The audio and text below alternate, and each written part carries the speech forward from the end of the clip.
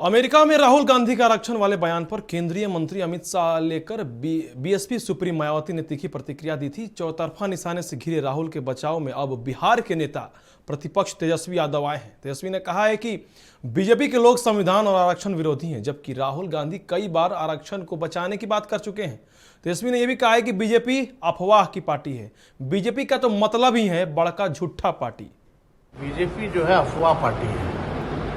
BJP का मतलब ही है बड़का झूठा पार्टी। ये केवल जनता को झूठ बोल करके भ्रमित करके अपनी राजनीति को सेकने का काम करते हैं। राहुल गांधी कई बार कह चुके हैं कि वो जातीय जनगणना कराएंगे, आरक्षण को ख़त्म नहीं होने देंगे, संविधान को ख़त्म नहीं होने देंगे। और जो लोग आरोप लगा रहे हैं वो तो संविधान विरोधी लोग हैं, आरक्षण विरोधी लोग हैं।